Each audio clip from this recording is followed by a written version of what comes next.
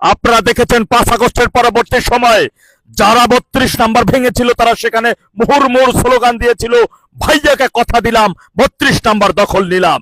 কিন্তু বাঙালি জাতি সম্প্রতি সময় আপনারা দেখেছেন বিবিসি বাংলায় ওই শীর্ষ সন্ত্রাসীদের গডফাদার তারেক রহমান তার একটি সাক্ষাৎকারে স্বীকার করে নিয়েছেন তিনি নির্দেশ দিয়েছিলেন 32 নাম্বার ভেঙে গুড়িয়ে দাও, পুড়িয়ে ছারখার করে দাও, স্বাধীনতার কোনো আতুর ঘর বাংলাদেশে থাকবে না। তিনি নির্দেশ দিয়েছিলেন স্বাধীনতার মহান ঘোষক বাংলাদেশের মহান স্থপতি বঙ্গবন্ধু শেখ মুজিবুর রহমানের স্মৃতিস্তম্ভগুলো মাটির সাথে মিশিয়ে দাও, এটি তার ঘোষণা এবং তিনি এই ঘোষণার কথা স্বীকার করেছেন।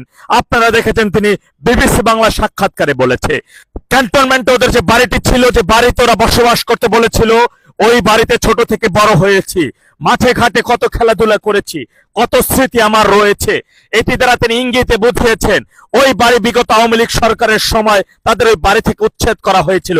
কিন্তু বাঙালি জাতি আপনারা হয়তো অনেকে জানেন না ওই বাড়িটি কি ওর বাবার কেনা, ওই বাড়িটি কি ওর দাদার কেনা, ওর বাপ দাদার কারো ওই বাড়িটি কিনা না। ওই বাড়িটি সরকারি বাড়ি, ওই বাড়িটি বাংলাদেশ সেনাবাহিনীর অধীনস্থ একটি বাড়ি, তারা দীর্ঘদিন যাবৎ দখল করে রেখেছিল। মনে রাখবেন আপনি আজকে যে বাড়িতে ভাড়া আছেন, আপনি যদি এই বাড়িতে ভাড়া থাকতে থাকতে একটা সময় ফ্রিতে থাকার সুযোগ পান, আপনি মারা গেলেন, আপনার প্রজন্ম বসবাস করলো, সেই প্রজন্ম মারা গেল, আপনার অন্য প্রজন্ম আসলো, কিন্তু আপনি যার থেকে মূলত বাড়িটি ভাড়া নিয়েছিলেন তারও তো প্রজন্মের পর প্রজন্ম বেঁচে থাকবে। তারা একটা সময় এসে যদি ওই বাড়ির মালিকানা দাবি করে আইনি ভাবে তাকে তাই মালিকানা তাকে বুঝিয়ে দিতে আপনি বাধ্য, বরং আপনাকে সেখান থেকে উচ্ছেদ করলে আপনি পরবর্তী সময় বলতে পারেন না আমার বাড়ি থেকে আপনাকে উদ্ধার করছে এই শীর্ষ সন্ত্রাসী তারেক রহমান, সেটি করেছে।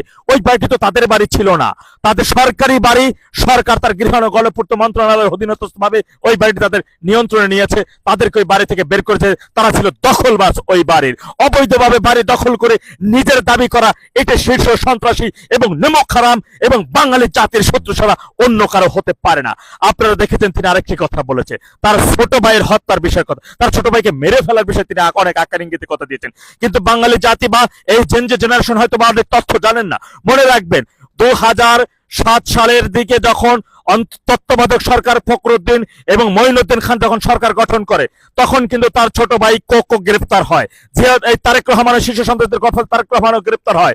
কিন্তু কোকো গ্রেফতারের পরবর্তীতে সে অসুস্থ হয়ে পড়ে, তাকে চিকিৎসার জন্য বিদেশে যাওয়ার তার জন্য যে তার সেই তত্ত্বাবধায়ক সরকার তথা ফখরুদ্দিন সরকারের কাছে আবেদন জানানো হয়, সে আবেদন মঞ্জুর হয় এবং তিনি চিকিৎসার জন্য সিঙ্গাপুরে যান। সিঙ্গাপুর থেকে চিকিৎসা শেষে কিন্তু তিনি মালয়েশিয়া চলে আসেন এবং তিনি মালয়েশিয়ায় বসবাস শুরু করেন। মালয়েশিয়ায় বসবাসের সময় তারই কিন্তু সেখানে অসুস্থ হয়ে পড়েন এবং সেই অসুস্থ সেই রোগ থেকে তিনি আর মুক্তি হন না, তারপরে তিনি সেই রোগে ভুগতে মারা যান।